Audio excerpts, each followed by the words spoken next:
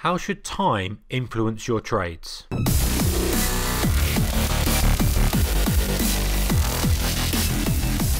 Hey, very good evening to you traders. This is Mark. Welcome to your daily trading video. Let's talk about some of the ideas from yesterday and how they're related to today. So yesterday, my major thesis on the Dow was to buy a double bottom, or some kind of test. So a low test, a push back up, a retest that fails, and buy that. Go and look at the video, go and check it out. That was my idea for the day, just because I thought we'd have a little bit of a choppy, quiet day. And you know what? I was wrong with the thesis of being it choppy and quiet. It was reasonably active. You know, we got into triple figures to the downside. That's a little bit further than I thought, but it doesn't matter. I wasn't staking any money on that per se. I wanted to see a low put in, a cycle higher, a retest, and then a counter trend move. We just didn't get that till later in the day. So we're a little bit grinding low. We're putting lows in, but these aren't real. Okay, they are lows, but they're not the lows that we want to see. You know, we want to see a low, a good counter trend move, a retest, and then the pushback, the subsequent pushback up to the VWAP. That's the premise of the trade. So we didn't really get that, or we didn't get it at all until kind of 7 o'clock at night UK time. Fine, that's a bit late in the day for me. You know, I would rather see that happening at 5 o'clock, 6 o'clock. In fact, you know, even sort of a push at 10 o'clock in the morning that really tries to push the downside, really gives things a bit of a squeeze, and counter trend push back up, another little test, no more sellers to the lows, and then we get that sort of mean reversion. That would have been perfect in a perfect world, but we didn't get it. So okay, going back to the point of how does time play a part in the trade? Well, we'll get this at 7 o'clock. We push back up.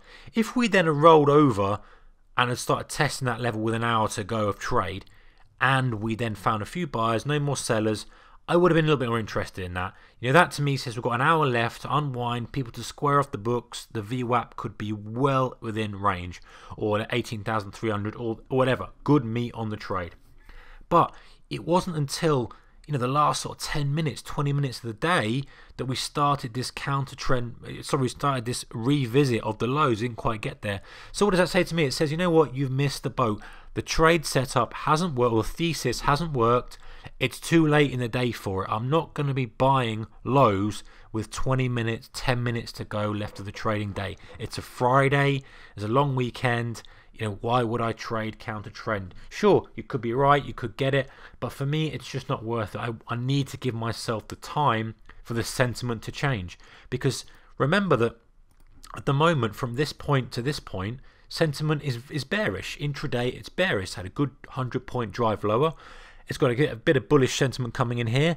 So for it to change, for the supply demand to switch back into the other direction, then we need to give it a bit of time for it to happen, and it's just too late in the day for me. So that's when I say, you know what, my trade thesis was that, and the pros and cons are this. Now, the pro of having a trade thesis is that, okay, this is the idea I want to see happen. I need to see this pattern happen, and if I don't see it, I'm not going to take a trade. Now, I will do that when I'm expecting a quiet day. It was a little bit more active than I expected, but doesn't matter. As I say, I'm not staking money on that. But you get to a point where if it doesn't happen, at least you're not losing money.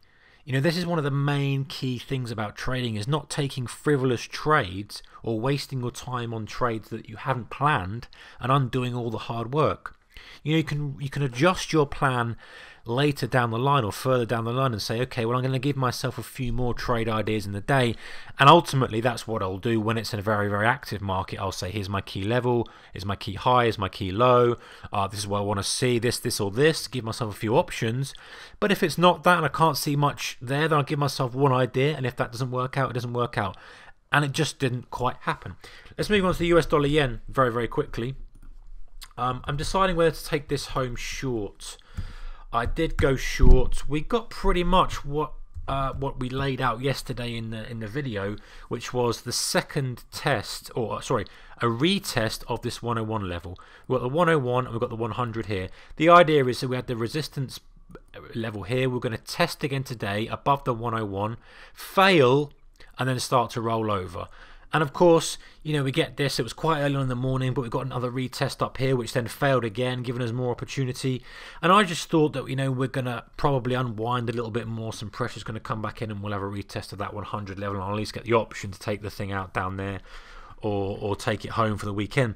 Just didn't get that. So I'm sitting with it now. I'm short, and I'm contemplating whether to hold it over the weekend or not. Very, very tight range. Do I want the weekend risk? I'll make that decision very shortly. I haven't got much time to do that though. So that's kind of the story of the day really. Half the trade idea was there and half was not. So, but I think the point of going back to the title and going back to the name of the video is that how does time play a part in it? Listen, if it's late in the day, don't start fading trends. If it's taking too long to do something, and probably I should have done this with the yen, I should have thought this has taken a hell of a long time to come all the way down here.